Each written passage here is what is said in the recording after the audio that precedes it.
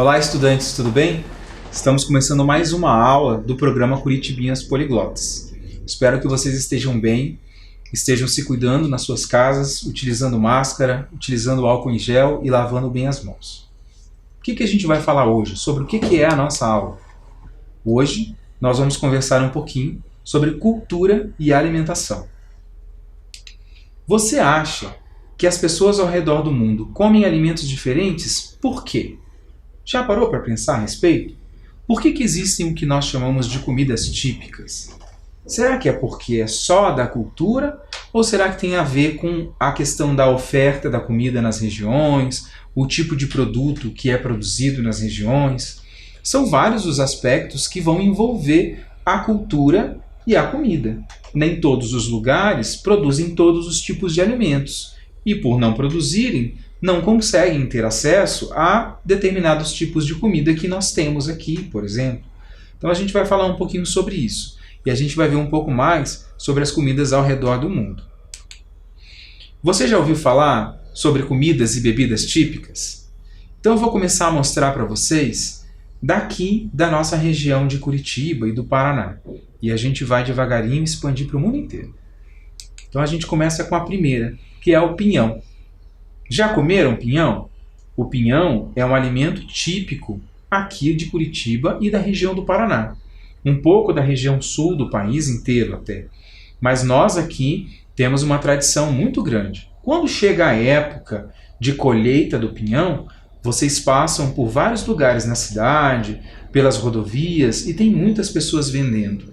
Inclusive nos mercados também as pessoas vendem pinhão, mas é numa época específica do ano, não é todo ano que nós temos pinhão para comer. Outra é uma bebida típica da região sul e de outros países, que é a erva mate, que nós chamamos de mate ou de chimarrão. Nós temos aqui no Paraná uma outra também, que é muito característica aqui da região litorânea, que é o barreado. Já comeu barreado? É uma comida com gosto forte, mas é bem gostoso. Agora eu vou mostrar uma que é da região de onde eu venho, de onde eu nasci. Eu sou capixaba, nasci no Espírito Santo. E a comida mais tradicional que tem lá na minha região é a moqueca. É a comida tradicional do Espírito Santo e também da Bahia. É feita de peixe, vai coentro. E o coentro é um tempero meio polêmico. Tem pessoas que adoram o gosto do coentro, tem pessoas que odeiam o gosto do coentro. Eu, na moqueca, adoro. Uma outra comida típica é o açaí. Ela é muito comum no norte do nosso país. No norte do Brasil, as pessoas costumam comer açaí doce, açaí salgado. Ele é feito de várias maneiras. Uma outra comida que também é muito conhecida no sudeste, principalmente, é a pamonha. A pamonha é um alimento feito de milho e ele é cozido, se vocês observarem ali na imagem, ele é cozido na própria palha do milho. Eles descascam o milho, tiram a palha, fazem a base do alimento para se cozinhar na própria palha do milho. É bem interessante. Em algumas regiões do sul, em alguns restaurantes, algumas lanchonetes em Curitiba, é até possível encontrar pamonha. Mas não é uma comida típica da nossa região. Mas lá em Minas, em todo lugar tem. E você conhece outros exemplos de comidas típicas? Consegue pensar que outra comida típica que você conhece, que talvez faça parte da sua dieta? Tem, né? A gente sempre consegue pensar em mais uma. Mas agora nós vamos viajar pelo mundo. E nós vamos ver comidas de vários lugares do planeta. Começando por uma comida bem curiosa, que é lá da França, que é o escargot. É um caramujo que é preparado, temperado e as pessoas comem como uma iguaria.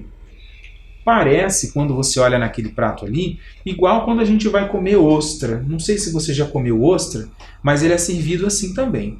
A gente coloca as ostras nas casquinhas ali e serve com um temperinho. É bem gostoso. E eu nunca comi escargot, mas eu acredito que deve ser muito saboroso. Agora nós temos uma outra comida. Se você é aqui de Curitiba e se você tem na sua família alguém de origem polonesa, isso daqui você já comeu. É o pierogi. Ele parece um pastel, mas não é um pastel. Parece um macarrão, mas também não é um macarrão. Ele é produzido com uma massa específica que é cozida e é recheado com batata, com ricota e às vezes com feijão. E é muito gostoso também. Mas tem uma comida que é mexicana e que todo mundo conhece pelo salgadinho. Um salgadinho triangular que você compra no mercado. Ele é muito parecido com um alimento que é comido no México que a gente chama de nachos. Os nachos são aquelas partezinhas ali, são feitas à base de milho. E eu vou chamar a atenção de vocês para duas características que nós temos aqui nessa figura. A primeira delas é o verdinho mais clarinho, que é o abacate. Então nós temos na comida mexicana o abacate como uma parte da base da comida salgada. Para os mexicanos, eles comem abacate na alimentação de sal. E outra coisa que tem ali, com o verde um pouquinho mais escuro, é a pimenta, porque os mexicanos adoram pimenta.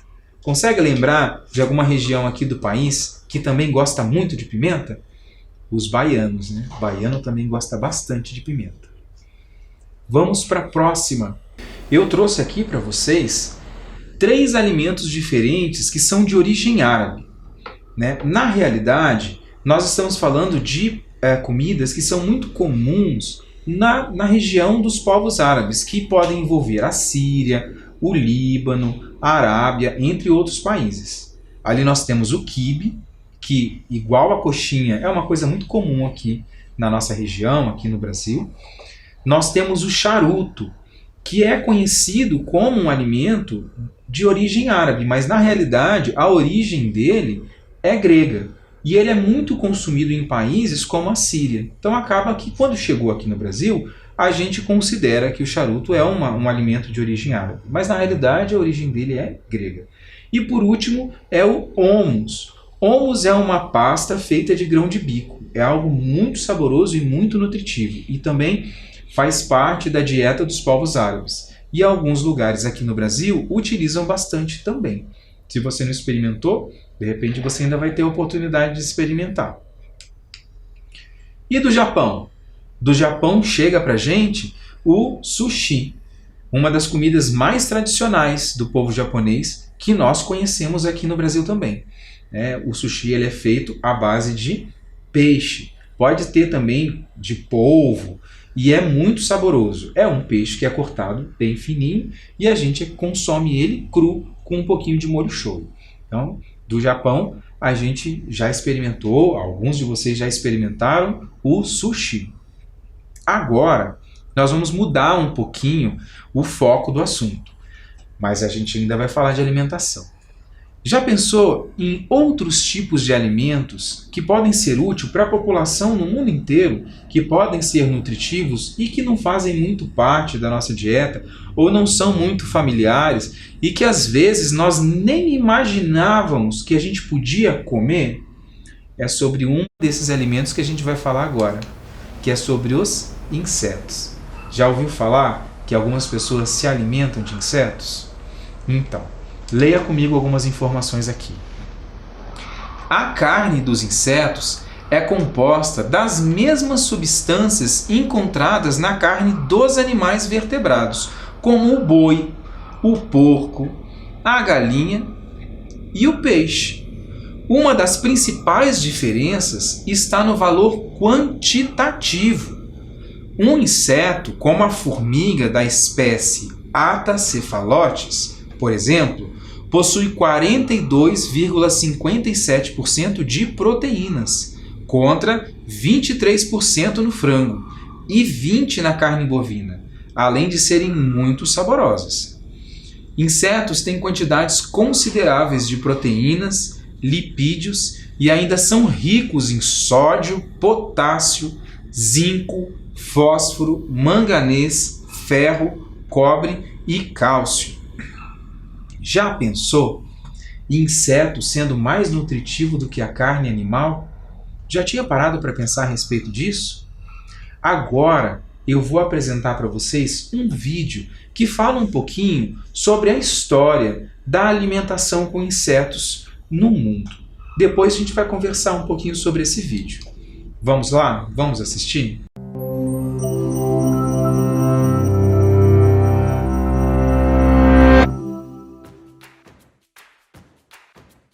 For centuries, people have consumed bugs. Everything from beetles to caterpillars, locusts, grasshoppers, termites, and dragonflies. The practice even has a name, entomophagy. Early hunter-gatherers probably learned from animals that foraged for protein-rich insects and followed suit. As we evolved and bugs became part of our dietary tradition, they fulfilled the role of both staple food and delicacy. In ancient Greece, cicadas were considered luxury snacks, and even the Romans found beetle larvae to be scrumptious. Why have we lost our taste for bugs? The reason for our rejection is historical, and the story probably begins around 10,000 BC in the Fertile Crescent, a place in the Middle East that was a major birthplace of agriculture. Back then, our once nomadic ancestors began to settle in the Crescent, and as they learned to farm crops and domesticate animals there, attitudes changed, rippling outwards towards Europe and the rest of the Western world. As farming took off, people might have spurned bugs as mere pests that destroyed their crops. Populations grew and the West became urbanized, weakening connections with our foraging past. People simply forgot their bug-rich history. Today, for people not accustomed to entomophagy, bugs are just an irritant. They sting and bite and infest our food. We feel an ick factor associated with them and are disgusted by the prospect of cooking insects. Almost 2,000 insect species are turned into food, forming a big part of everyday diets for 2 billion people around the world. Countries in the tropics are the keenest consumers, because culturally it's acceptable. Species in those regions are also large, diverse, and tend to congregate in groups or swarms that make them easy to harvest. Take Cambodia in Southeast Asia, where huge tarantulas are gathered, fried, and sold in the marketplace. In southern Africa, the juicy mopani worm is a dietary staple, simmered in a spicy sauce or eaten dried and salted. And in Mexico, chapulines are toasted with garlic, lemon, and salt. Bugs can be eaten whole to make up a meal or ground into flour, powder, and paste to add to food. But it's not all about taste. They're also healthy. In fact, scientists say entomophagy could be a cost-effective solution for developing countries that are food insecure. Insects can contain up to 80% protein, the body's vital building blocks, and are also high in energy-rich fat, fiber, and micronutrients like vitamins and minerals. Did you know that most edible insects contain the same amount or even more mineral iron than beef? Making them a huge untapped resource when you consider that iron deficiency is currently the most common nutritional problem in the world. The mealworm is another nutritious example. The yellow beetle larvae are native to America and easy to farm. They have a high vitamin content, loads of healthy minerals, and can contain up to 50% protein, almost as much as in an equivalent amount of beef. To cook, simply saute in butter and salt, or roast and drizzle with chocolate for a crunchy snack. What you have to overcome in ick factor, you gain in nutrition and taste. Indeed, bugs can be delicious. Mealworms taste like roasted nuts. Locusts are similar to shrimp. Crickets, some people say, have an aroma of popcorn. Farming insects for food also has less environmental impact than livestock farms do, because insects emit far less greenhouse gas and use up less space, water, and food. Socioeconomically, bug production could uplift people in developing countries, since insect farms can be small-scale, highly productive, and yet relatively inexpensive to keep. Insects can also be turned into more sustainable food for livestock, and can be reared on organic waste, like vegetable peelings, that might otherwise just end up rotting in landfills. Feeling hungry yet? Faced with a plate of fried crickets, most people today would still recoil, imagining all those legs and feelers getting stuck between their teeth. But think of a lobster. It's pretty much just a giant insect, with legs and feelers galore, that was once regarded as an inferior, repulsive food. Now, lobster is a delicacy. Can the same paradigm shift happen for bugs? So give it a try. Pop that insect into your mouth and savor the crunch. Legal, né? Pensar que a humanidade, há muito tempo atrás, já se alimentava de inseto. Passaram a cultivar alimentos pela agricultura e os insetos passaram a ser considerados como pragas. E aí a coisa foi mudando. Agora a gente tem um grande desafio de mudar a nossa percepção dos insetos como alimento também no mundo inteiro. E muitos especialistas, muitos cientistas dizem que alimentar-se de insetos pode resolver o problema da fome do mundo. Mas tem uma questão, gente. Nós não podemos comer qualquer tipo de inseto. E nós também não podemos ir no quintal da nossa casa ou pegar a formiga que está dentro do nosso apartamento, tá? Os insetos que são produzidos para alimentação, eles são produzidos em ambientes específicos, com determinadas situações bem específicas e controladas. Então, nada de sair pegando inseto de casa para comer, tá bom? Se for para experimentar um inseto, tem que ser um inseto produzido para a alimentação. Não dá para ir agora na curiosidade e comer o grilo que está no quintal. Tá certo? Prestem atenção. Então, agora a gente vai ver um pouquinho de algumas curiosidades sobre alimentação em outros países. Que tal conhecermos algumas curiosidades sobre os hábitos alimentares ao redor do mundo? E a gente vai começar pela Suíça. Neste país, é possível alugar uma vaca. Durante o período de aluguel, você tem direito a consumir todo o queijo produzido a partir do leite dela. Que diferente, né? Já pensou? Você alugar uma vaca para poder consumir o leite e o queijo que ela produz? Na Suíça isso é possível. Agora a gente vai para outro país, que é o Irã. Observem essa imagem. Vocês acham que os hábitos alimentares deles estão relacionados com o quê? Vocês estão vendo uma mesa de jantar ali? Acho que não, né? Vamos ver então qual é a curiosidade sobre eles? Lá no Irã, em muitas casas no Irã, não há mesas e nem cadeiras. As pessoas costumam sentar-se em almofadas no chão para fazer as suas refeições. E nós vimos na figura, na imagem, na fotografia lá, que eles estavam realmente sentados no chão com os alimentos dispostos numa toalha. Então, essa é uma parte da cultura alimentar lá do Irã. Agora, nós vamos lá para o Uruguai.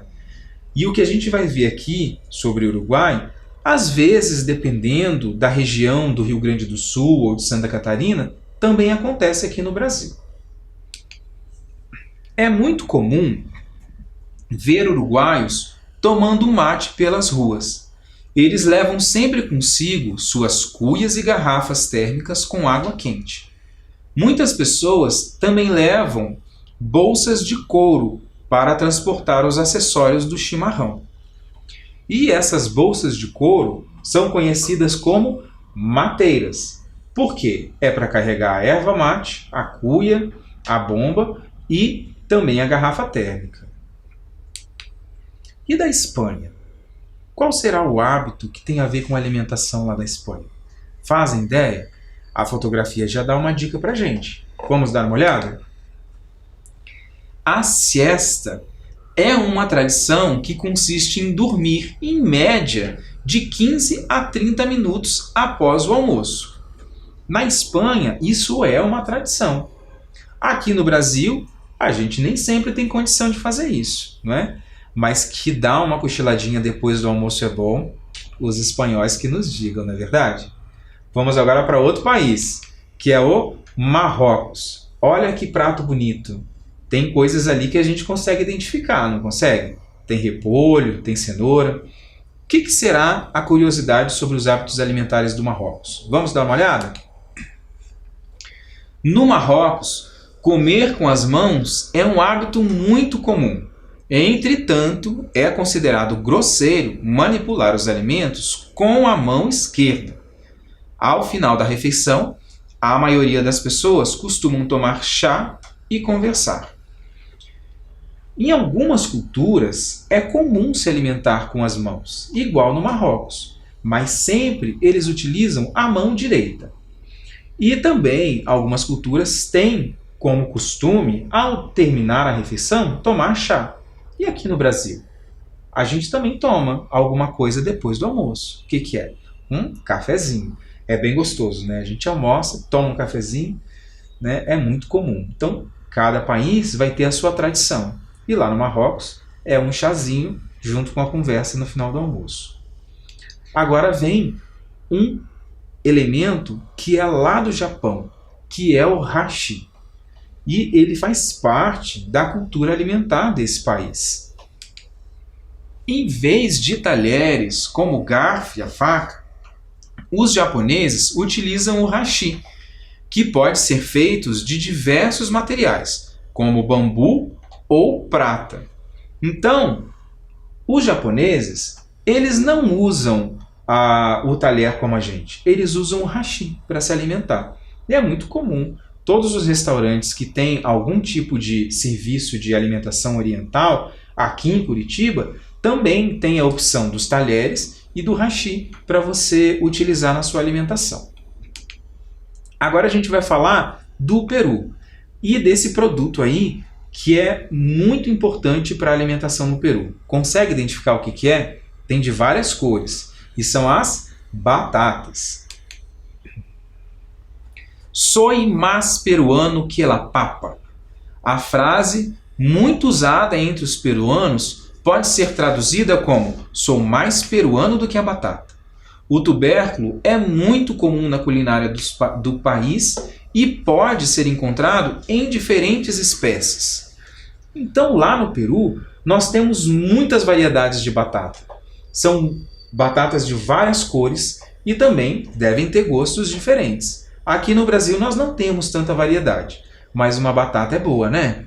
Para fazer um purê, uma batatinha frita, sempre é gostoso. Imagina com essa variedade dos peruanos o quanto de comida gostosa que eles fazem lá também, né? Agora de novo, vamos mudar um pouquinho do assunto. A gente conhece, já ouviu falar sobre museu. Museu que guarda a história da humanidade, alguns museus que mostram novidades, como os museus de tecnologia. Já pensou que pode ter um museu de comida? Agora a gente vai ver isso. É o Disgusting Food Museum. É o Museu da Comida Nojenta. Meio estranho? Vamos conhecer um pouquinho do que acontece aqui. Para começar, a gente vai falar sobre essa fotografia que mostra um quadro que está lá na entrada do museu. Está escrito lá assim, olha, 7 days since last vomit. Quer dizer, 7 dias desde o último vômito. Ai, é meio estranho. Mas o que acontece? Dentro da nossa própria casa, tem alimentos que a gente gosta e que a gente não gosta. Por exemplo, fígado de boi é um alimento polêmico em muitas famílias. Tem gente que tem nojo. Você já imaginou uma comida muito diferente da comida que você é acostumado? Uma comida que você tem muito nojo? Imagina o cheiro ou o gosto. Então é normal que em alguns momentos algumas pessoas possam passar mal com isso. E é isso que acaba acontecendo lá no museu. Mas antes eu quero mostrar algumas informações que estão lá na página do museu da internet. Então tá lá, Museu da Comida Nojenta. Comidas de culturas exóticas sempre nos fascinaram. Comidas diferentes podem ser deliciosas. Enquanto fronteiras nos separam, a comida pode nos conectar. Compartilhar refeições é uma ótima maneira para transformar estranhos em amigos. E é isso, né, gente? Muitas vezes a gente fica muito curioso com as comidas exóticas dos outros países. Algumas coisas a gente fica com muita vontade de experimentar. Além disso, a comida ela nos conecta. Muitas vezes, nas nossas reuniões de família, nos nossos momentos no almoço do domingo, o que acontece? As pessoas se reúnem em volta da comida. A comida sempre é utilizada nas confraternizações, por exemplo. A comida ela é muito importante e ela realmente pode transformar muitos estranhos em amigos, porque a gente senta para comer, conversa, vai se conhecendo. Então a comida tem todas essas funções na nossa vida, além de alimentar. E como é que funciona lá no museu? A exposição tem 80 das comidas consideradas mais estranhas no planeta. Os visitantes aventureiros têm a oportunidade de sentir o cheiro e o gosto de algumas dessas comidas. Então, nesse museu, nós temos 80 comidas que são consideradas estranhas. Em alguns lugares, vão ser o que a gente chama de iguaria. Sabe? Aquele alimento que você come uma vez, 2 vezes no ano, só nos momentos especiais, estão lá nesse museu. Porque às vezes eles são meio raros ou difíceis de preparar, ou são muito representativos da cultura do país. Nesse museu eles reuniram 80 dessas comidas, 80 desses pratos. E para a gente ver um pouquinho como é que funciona, eu vou passar para vocês um pequeno vídeo que mostra um pouco do que acontece lá no Museu de Comida Nojenta. Vamos dar uma olhada? Reações incomuns em um museu. Isso se não estivéssemos falando do Museu de Comidas Nojentas. Localizado em um antigo abatedouro em Malmö, na Suécia, este museu exibe mais de 80 iguarias de várias partes do mundo. Vai um queijo italiano com larvas? Suco de olho de cordeiro da Mongólia? Entranhas de ovelha escocesa ou, quem sabe, um vinho de camundongo chinês? Tem gosto de gasolina. Gostoso, no final vem um gostinho de carne estragada. Sem falar em delícias como sopa de morcego da ilha de Guam ou alcaçu sueco. Queremos que as pessoas pensem qual é a minha comida favorita daqui? Isso nem é nojento, não deveria estar nesse museu. Que para uns é nojento, para outros é normal. Aqui temos o balut, um ovo das Filipinas com um embrião de pato. Cheguem mais perto porque vou abrir e vocês vão saber um pouco mais sobre ele. Este ovo de pato contém um embrião que ficou maturando de 5 a 7 dias. Tem a gema e um embrião muito pequeno. Normalmente ele é consumido no escuro porque as pessoas querem experimentar, mas não querem ver o que é. Quem vai ser o primeiro? Sério, não é tão ruim. Good job. So, take this. Here we go. É realmente bom. A degustação faz parte do conceito do museu. Que tal tubarão fermentado, prato típico da Islândia?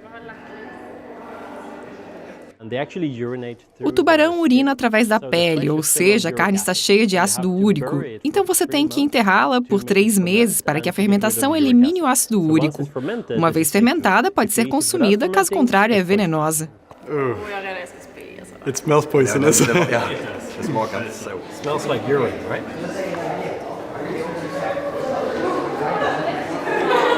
No. I don't know. It is É muito mais suave do que eu esperava. yeah, it's very like Bem macia. actually smooth. Smooth. Yeah, it tastes like Tem sabor de peixe desidratado. dry fish. Os criadores do Disgusting Food Museum querem que os visitantes enxerguem os alimentos com outros olhos e discutam mais sobre o tema alimentação e diferenças culturais. I was mostly Fiquei surpreso ao ver um dos meus doces favoritos aqui. from my hometown here. Como alguém pode achar alcaçu salgado nojento? Eu acho incrivelmente bom.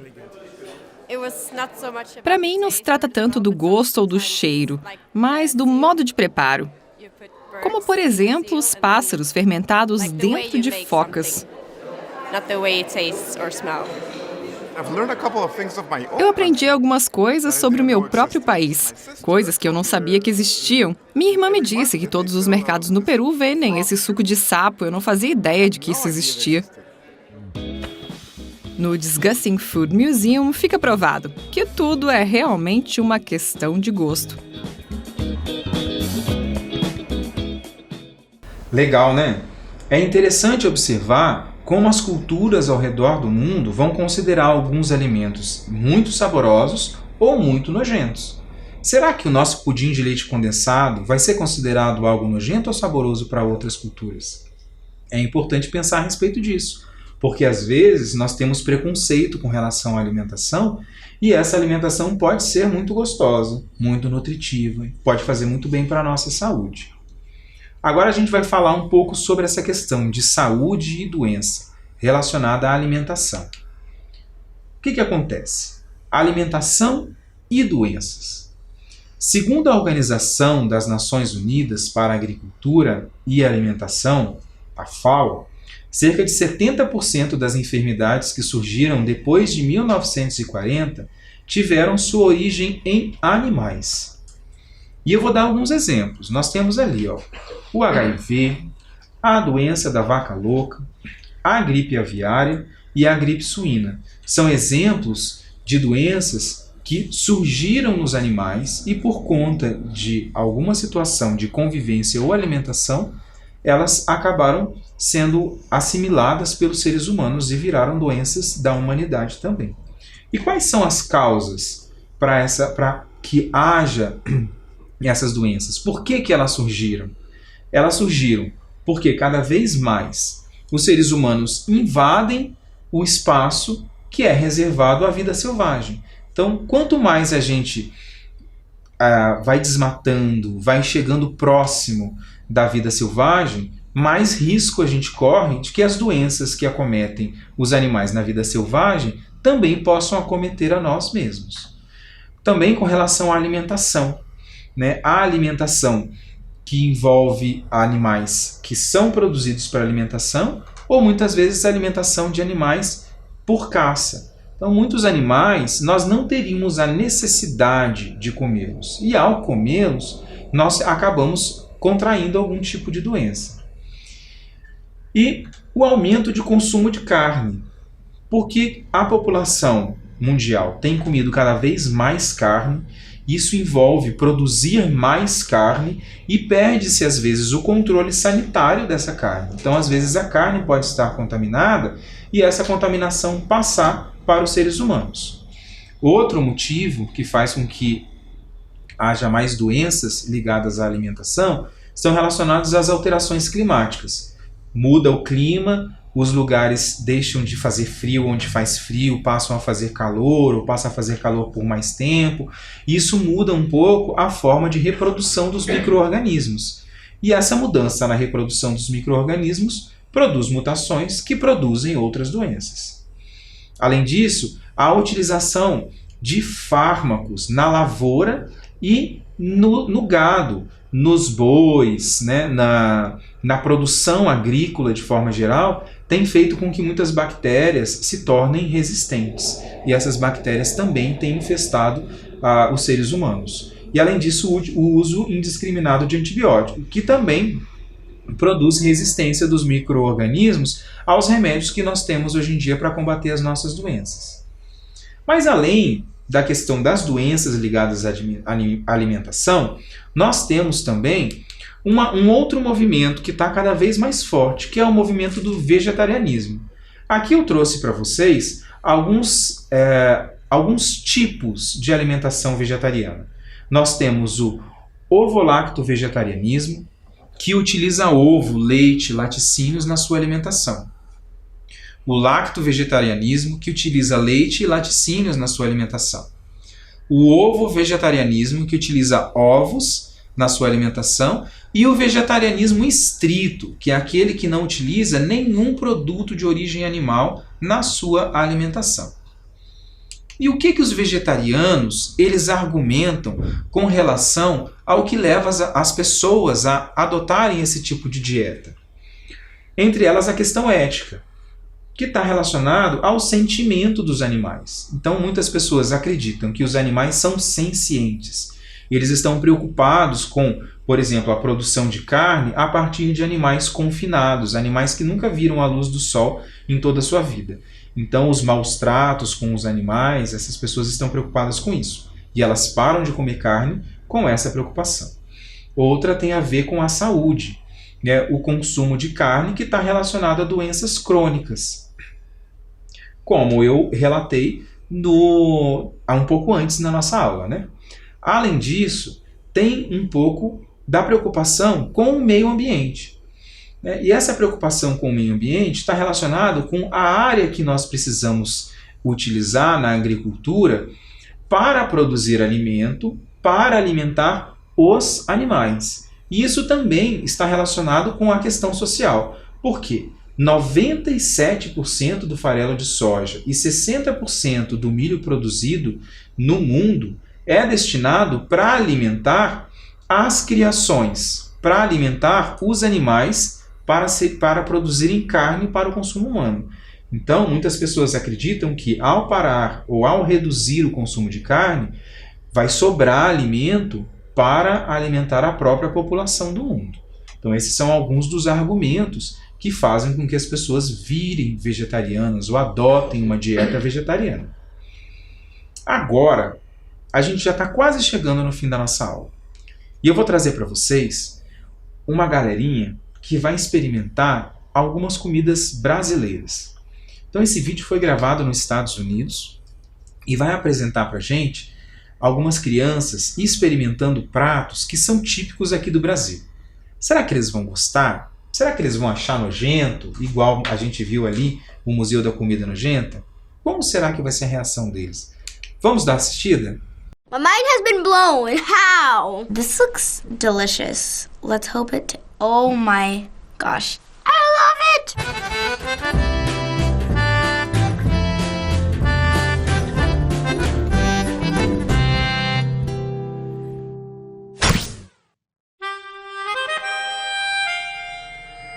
So today we have some really fun Brazilian dishes for you to try. Brazilian? Have I tried Brazilian? I don't think I've tried Brazilian food before. I know that super famous soccer players are there. I've never tried a Brazilian thing. I don't know much about it, so I'm curious. I hope it's not spicy, because I don't like spicy foods very much. I have high expectations for these. That's why when they're bad, I overreact. I liked some of the Brazilian snacks and some of the vegetables. Well, the food we're presenting you with today was made from several local authentic Brazilian restaurants here in Los Angeles. Oh. And I'm going to do my best to pronounce them correctly. Let's hope you do. I feel like it's probably not gonna taste as greasy or fast foody, because that's basically all of America. So I'm hoping to try something new. All right, well, let's bring out your first one. I don't know what this is. Is that a truffle? Smells like apple pie. It smells cinnamon. That's the first thing that hit me. Potato, look. That's a potato. It's not that good, but it does taste like kind of like chicken. I'm gonna open this first, because maybe I shouldn't open it, because maybe I should try it. What is that? That is some sort of meat. Okay. Oh, that's actually good. Oh my gosh, that's actually good. It smells fruity, but it looks scary, and I don't feel like trying it. Pineapple. It's actually really good. It looks like meat, and it doesn't look appetizing, but it's actually pretty good. The chicken that you just ate is called coxinha. It is a piece of fried dough filled with chicken meat. The second thing you tried was a grilled Brazilian pineapple, and it's often served with fried meat. It's coated with brown sugar and cinnamon to add flavor. I like that. That was good. Actually, try what you think's scary, because that actually might be good. Okay, here's your next one. Is this just bread? It looks like bread, and it feels like very soft bread. It looks like there's cheese in there as well. I'm gonna rip this open. It's hollow. What is this? That just looks unappetizing. It looks like mashed potatoes. I don't want to eat it. There's cheese in this. Honestly, I love cheese, but there's something weird about that cheese I didn't like. I was not expecting that. It's very chewy. It's very doughy too. What? It feels like you got a roll and then you got a syringe and just filled it with butter. This is called pão de queijo. It is a cheesy bread ball made with cassava flour. Its culinary roots can be traced back to southeast Brazil. That's why it tastes a little bit cheese. It's kind of squishy. It's basically a cheese sandwich ball without the crust. Cassava is actually a root. It's a plant they grind up into a paste and use for dough or baking cakes. Well, that's not what I normally eat, but I don't really like it. Bread we eat here is made out of rice or wheat, and this is made out of roots. I just don't like it. I feel like American bread rolls are more dry, and this one is more moist, and I feel like it has more flavor to it. I feel like American bread is more bland. And this just looks disgusting and gutty. You could just look, guys. Look, ready? That's nasty. Okay, here's your next one. This looks like black beans and sausage. They're beans of some sort. Oh, I don't even want to try this. I want a dessert. Ooh, but it smells so good. I smell that Chipotle kind of thing. Chipotle is my life. I don't really like beans. I'm kind of tasting a little bit of chicken.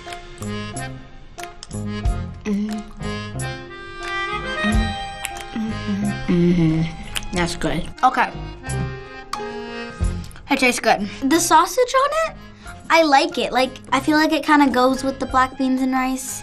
It fits nicely together. And so I would eat this. This one is called feijoada, which is a black bean stew. Feijoada is a nationwide dish, and the name stems from the word feijão, which means bean. It's a stew mixed with beef and pork. I've had something similar to this, except there were vegetables and bacon instead of sausage. That's sausage. That's sausage. I like sausages. I don't think I've ever had like rice, beans, and meat mixed together. I think I've only had rice and beans. But it was good. I would eat it again. All right, here's your next Brazilian dish. Oh, it looks like fried rice. What is this? What are you trying? Is that egg? Is that fish?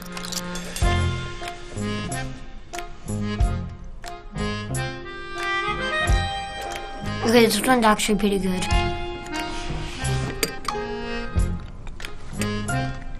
Can't be yummier. Tastes like salmon without soy sauce. There's definitely tomato. I think there's some shrimp. I would like it if there wasn't fish. Brazilian moqueca is a stew made with white fish, onions, garlic, tomatoes, cilantro, and sometimes coconut milk. I'm so in the mood for fish. Like, I'm in the zone right now. It kind of tastes like you put like lots of rice and butter. It tastes very creamy, and then I can kind of get a little bit of fishiness from it. The fishes that I've tasted, they taste like fish.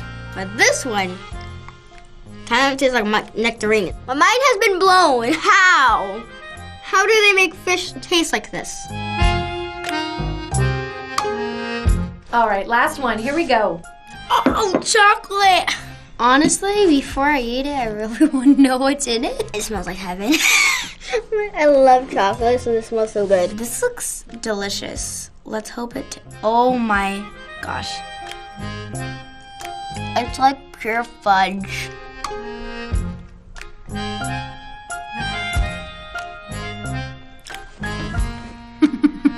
Just like a chocolate donut. I love it! Girl! Ooh! That's good. It's just like fudge, chocolatey goodness that everyone deserves. This is called brigadeiro. This is a chocolate truffle made with condensed milk, butter, and cocoa powder, then rolled in chocolate sprinkles. It's a very popular and common birthday celebration treat. I wish I had this on my birthday. I just ate all of it. It's great. All of it was just so good. I feel great. If you guys are having part 2, I want to be in that part 2 because I want to taste more. Legal, né? Alguns deles se surpreenderam com o gosto das comidas. Agora nós vamos para a nossa atividade. E o nosso desafio hoje é o quê? Converse com seus familiares sobre os hábitos alimentares que têm e quais as comidas típicas da sua família. Converse com eles. Veja quais são as comidas típicas que a sua família, os seus parentes têm costume de utilizar na sua alimentação. É a mesma do que você come na sua casa? Tem coisas que vocês comem de vez em quando e que para vocês é uma especiaria? Né? Conversem a respeito disso. Aprenda um pouco mais sobre os hábitos alimentares da sua família. E por aqui eu termino a nossa aula. Fiquem bem, usem máscara, usem álcool gel e lavem sempre bem as mãos. Até a nossa próxima aula.